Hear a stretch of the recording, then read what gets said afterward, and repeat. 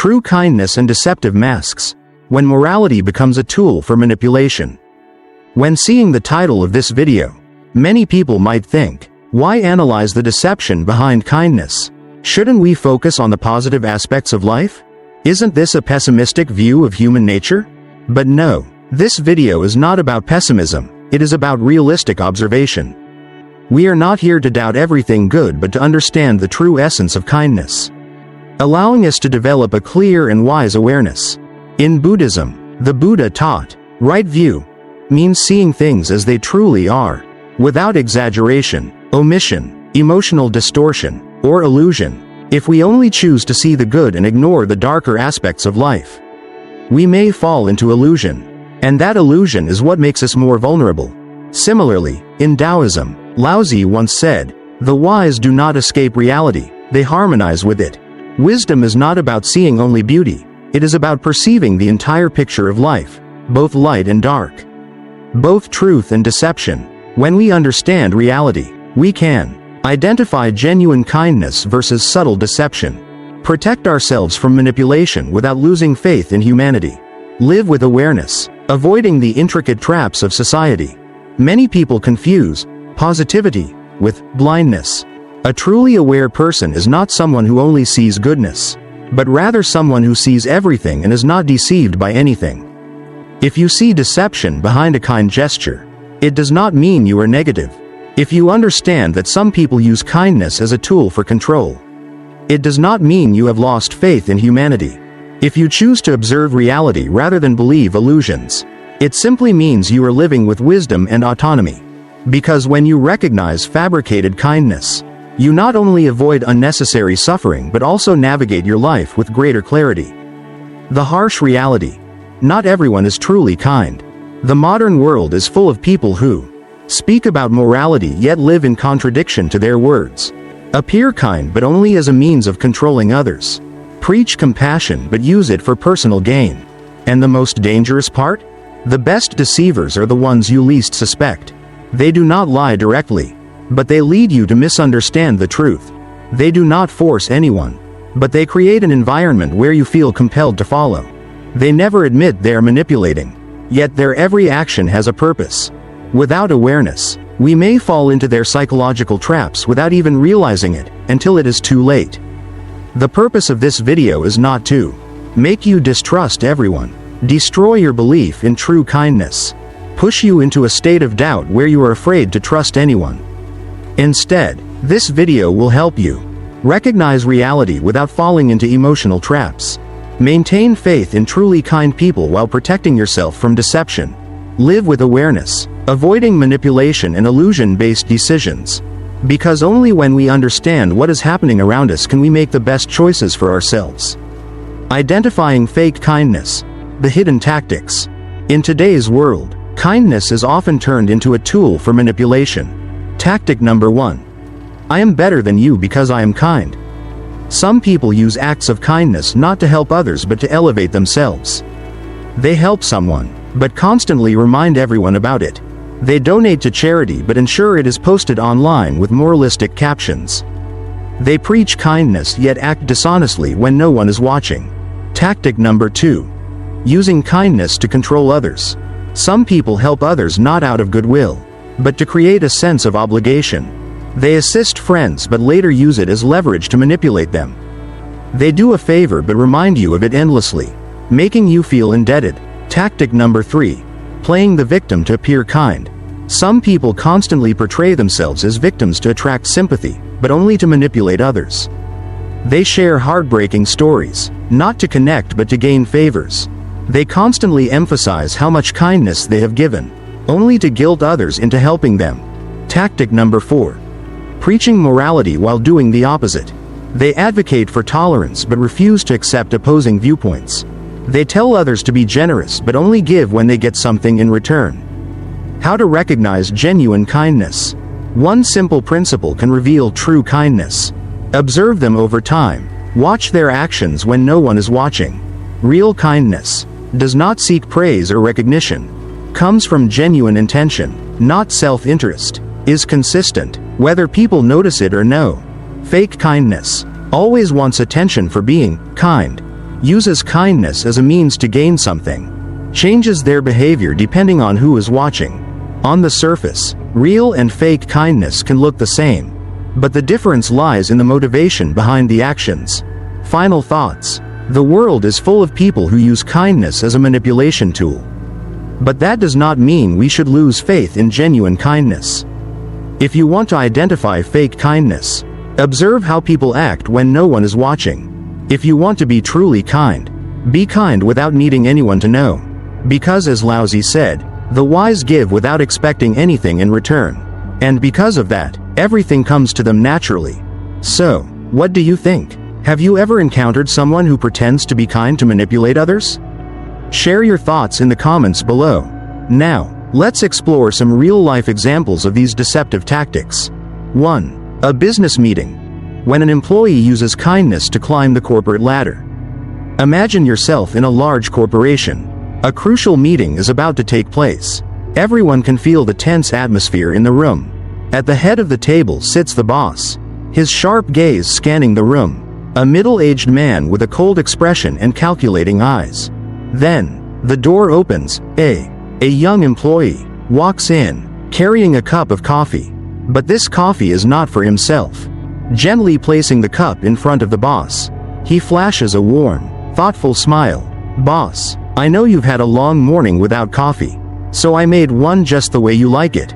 The room falls silent. Some exchange knowing glances, a few smirk. But A doesn't seem to care. He is simply performing a small act of kindness. But is it truly for the boss? Or is it for himself? Throughout the meeting, A consistently agrees with the boss, never offering a differing opinion. He even helps refine the boss's wording while presenting. When another colleague expresses a differing perspective, A gently interjects, "I understand your point, but from the boss's perspective, this might make more sense." This is a classic example of someone using kindness as a tool for personal advancement. They don't directly sabotage anyone. They don't break any rules. But they skillfully use words, gestures, and demeanor to win favor. They do not help unconditionally, they help with a purpose. And that is not true kindness. Beneath the guise of compassion and hardship, there are those who turn their tragic stories into a tool for manipulating others. M is one of them. Everyone in the company knows M as a symbol of perseverance and kindness. She often recounts her difficult past, a childhood of poverty, years of hard labor to support her elderly mother, surviving on instant noodles for months at a time. People sympathize with her, they want to help. Because she is not only someone who has endured hardships but also someone who always appears gentle, understanding, and kind to her colleagues. Her words are filled with warmth and empathy, making people feel that she is truly a person worth admiring. But if you observe more closely, something doesn't add up. M always helps others, but only when there is an audience. She only acts generously when it benefits her in some way. If someone needs help but offers nothing in return, M usually chooses to ignore it or finds a subtle excuse to back away. She never directly asks for assistance, yet she has mastered the art of making others feel guilty for not helping. When someone refuses to lend her a hand, she never complains or openly criticizes. Instead, she simply lets out a soft, suggestive remark. "He must be busy. It's okay. I'm used to it." Just like that, the people around her immediately turn against the one who refused. They see M as pitiful. They believe she has suffered enough, and they feel it is unfair for her to be left to struggle alone. And so, they instinctively take her side, defend her, and even criticize others on her behalf, despite the fact that she never explicitly asked them to. This is the most sophisticated form of manipulation. No demands, no coercion, just planting the seed of guilt in others and letting them willingly act in her favor. M is not a villain in the traditional sense. She doesn't directly harm anyone, nor does she scheme in obvious ways. Yet, she possesses a unique ability, the power to transform sympathy into a means of control. People like her share a common trait. They are always the victim in every story. Never at fault, never the cause of any problem. They are simply unfortunate souls swept away by the cruel currents of fate. And that is precisely what makes them dangerous, because who would ever suspect someone who is always suffering? But true kindness is never a tool for manipulation. And genuine compassion never needs an audience. Kindness, when placed under the spotlight, sometimes ceases to be kindness. It becomes a performance, a carefully crafted tool designed to serve personal interests rather than to genuinely help others. We have all seen this image on social media: a successful entrepreneur standing before the cameras, delivering heartfelt speeches about social responsibility, compassion, and the mission to spread love. He donates gifts to underprivileged children, funds scholarships, and organizes large-scale charity programs. The scenes are touching, evoking admiration and respect, but something feels off. Every act of generosity is meticulously recorded. Every gift handed out, every handshake, every moment of supposed emotion, captured flawlessly on camera. The most striking detail is his gaze. It does not rest on the children receiving his aid. It does not carry the weight of genuine concern. Instead, it is fixed on the camera lens. His smile, radiant in the pictures, is not one of heartfelt generosity but a practiced expression, carefully curated for the media. And when the cameras stop rolling, when the stage lights dim, the real person emerges. The warm facade fades, replaced by a cold, calculating demeanor. The flowery words vanish, making way for phone calls about profit margins, strategic meetings, and relentless business negotiations devoid of emotion. So, does this kindness truly exist? People often say that helping others, regardless of the motive, is still a good deed. But is that really true? When an act of charity is performed only in the presence of an audience? When the benefactor is more concerned with their public image than with those in need? Can it still be called kindness? This is no longer pure generosity, it is branding strategy. These individuals are not giving, they are investing. Investing in their reputation, in public admiration, in a well-crafted image that can be leveraged for influence. Their kindness does not stem from the heart but from calculated benefits. Today's society glorifies polished images. And in a world where everything can be turned into media content, sincerity is becoming a rare commodity. What we often witness is not genuine kindness, but a commercialized version of it, edited and optimized to evoke the strongest emotional response. But there is a subtle yet profound difference between true kindness and staged benevolence. A truly compassionate person does not need a camera to document their good deeds. They help because they want to help, not because they need an audience to witness it, and they certainly do not need a rehearsed smile in front of a lens to prove their sincerity. True kindness does not seek the spotlight, does not crave applause, and certainly does not need to be polished into a personal trophy. It is quiet, unpretentious, yet holds a profound and far-reaching influence. Genuinely kind people do not need an audience for their actions. They offer help when no one is watching, expecting no recognition, seeking nothing in return. Their kindness is not a strategy for personal gain, not a ticket to earn favors from others. Most importantly, their kindness is never a tool for manipulation. It does not impose a sense of debt or guilt upon those who cannot reciprocate. They are consistent. They do not selectively decide who deserves kindness, whether it is a superior or a subordinate, a stranger or a close friend. They treat everyone with the same sincerity. Their kindness does not shift with circumstances, nor is it dictated by what they stand to gain. But then, there are others, those who wear the mask of kindness for their own motives. They enjoy talking about their generosity. They want people to know whom they have helped, what they have done, how kind they are. They do not extend a helping hand unless there is an audience. Because for them, kindness holds no value unless it is acknowledged. They wield kindness as a weapon to manipulate emotions. When they give, they expect gratitude, obedience, even an unspoken debt. They make others feel guilty if they cannot repay their so-called generosity. And they are inconsistent. They can be remarkably generous toward those they wish to impress but completely indifferent to those they deem unimportant.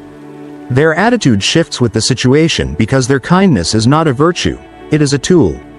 The world is filled with people who wear the facade of kindness. They do not simply pretend to be compassionate, they have mastered the art of using kindness as a means of control. Stay aware, be kind, but only when your kindness comes from the heart, not from personal calculations. And most importantly, do not let false kindness deceive you. Beneath the guise of kindness, There sometimes lies an art of manipulation so subtle that people fail to recognize they're being controlled. Not all deception comes in the form of blatant fraud or coercion. There are individuals like Jonathan Hart, who neither threatens nor forces. Who never breaks any moral codes. He simply gives, inspires, and cultivates the image of a benevolent and generous figure. And through that, he controls thousands without them ever realizing it. There are no direct invitations. No explicit demands. Yet, in an invisible but powerful way, those around him begin to act according to his desires. They willingly do everything for him, not because they are forced to, but because they believe it is the right thing to do. True kindness is never a trap. Society celebrates kind people, those who talk about giving, about generosity, about humanitarian causes. But remember this: genuine kindness does not seek applause. Truly kind individuals do not make others feel indebted, do not use kindness as a means to gain something, and do not turn generosity into a tool for manipulation.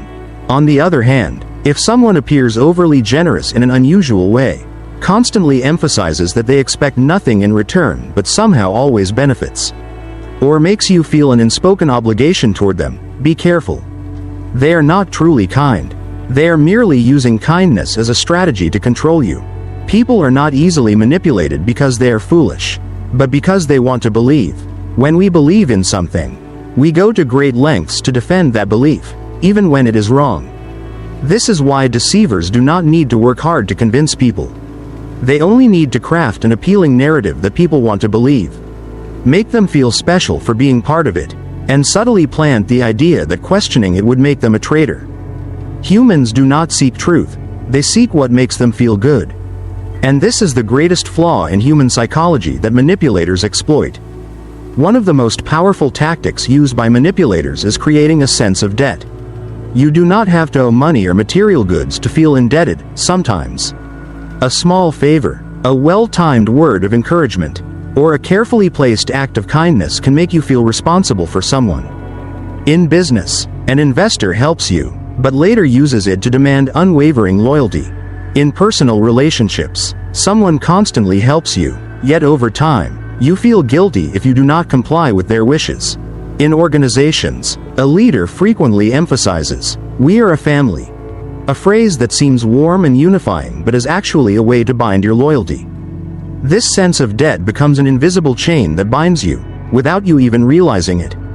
Everyone craves validation, and manipulators understand that if they control validation, they can control you. They achieve this by first praising you, making you feel exceptional, then gradually withdrawing that validation, creating a void that compels you to regain their approval. A mentor showers you with compliments in public, but in private, they subtly highlight your flaws and suggest you still have a lot to improve. A boss initially favors you, then gradually becomes distant, leaving you wondering what you did wrong, pushing you to work harder for their approval. A friend who once supported you unconditionally suddenly starts making you feel that you must act a certain way to maintain the friendship. Once you start seeking validation from them, they have successfully gained control over you. Another powerful way manipulators bind people is by creating a common enemy. The best manipulators divide the world into two sides. The enlightened, the kind, the righteous. Them, the outsiders, the unworthy, the ones who do not understand. Once you are drawn into the category, it becomes difficult to leave because, if you walk away, you feel like you have become one of them. If you question anything, you risk being labeled a traitor. You begin doubting yourself, wondering if you are the one who is wrong. A cult convinces you that only we know the truth. The world outside is filled with lies.